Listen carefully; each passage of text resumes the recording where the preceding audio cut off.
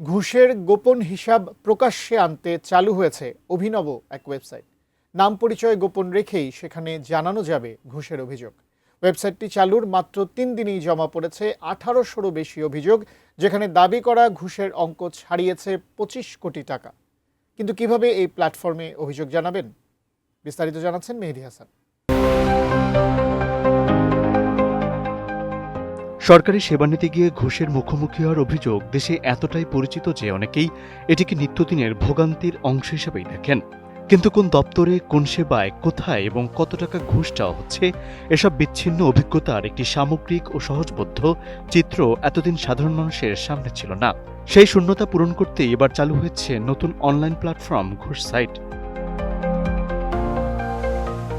সাইফ কবির ও শাহেদ শরীফ নামে দুই বাংলাদেশি তরুণের উদ্যোগে গত ২১ আগস্ট যাত্রা শুরু করে এই প্ল্যাটফর্মটি। উদ্যোক্তাদের প্রকাশিত হিসাব অনুযায়ী চালুর মাত্র ৩ দিনের মধ্যে সেখানে জমা পড়েছে ১,৮০০টিরও বেশি অভিযোগ। একটি পর্যায়ের হিসাবে এসব অভিযোগে ঘুষ হিসাবে দাবি করা অর্থের পরিমাণ ২৫ কোটি টাকা ছাড়িয়েছে। তবে এখানে অভিযোগ জানাতে নিজের পরিচয় প্রকাশ করতে হবে না, কোনো অ্যাকাউন্ট খোলা কিংবা নাম, ইমেইল ও ফোন নাম্বার দেওয়ার প্রয়োজন হবে না। ব্যবহারকারীকে জানতে হবে কোন সরকারি দপ্তর বা সেবায় ঘুষ চাওয়া হয়েছে, ঘটনাটি কোথায় ঘটেছে এবং কত টাকা দাবি করা হয়েছে, এবং শেষ পর্যন্ত সেই অর্থ দেওয়া হয়েছে কিনা।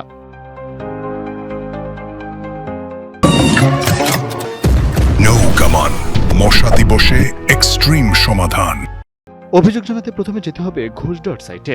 এরপর সংশ্লিষ্ট সরকারি দপ্তর বা সেবার ধরন নির্বাচন করে ঘটনার এলাকা, দাবিকৃত টাকার পরিমাণ এবং শেষ পর্যন্ত কি ঘটেছে এসব তথ্য পূরণ করতে হবে। চাইলে ঘটনার সংক্ষিপ্ত বিবরণও যোগ করা যাবে। প্রয়োজনীয় তথ্য দেওয়ার পর অভিযোগটি জমা দিলেই তা চলে যাবে মডারেশনের জন্য। তবে জমা পড়ার সঙ্গে সঙ্গেই কোনো অভিযোগ ওয়েবসাইটে প্রকাশ করা হয় না।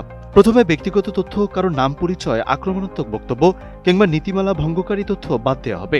এরপর অনুমোদিত অভিযোগগুলো বিভাগ, দপ্তর, সেবার ধরন এবং দাবিকৃত অর্থের পরিমাণ অনুযায়ী প্রকাশ করা হয়।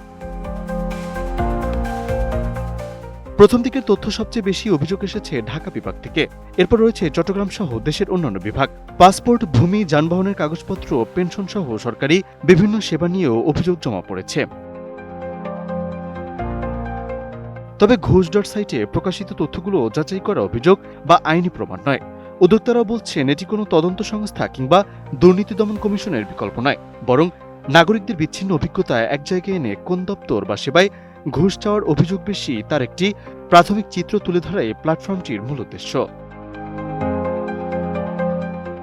মেহেদী হাসান, এটিএন নিউজ।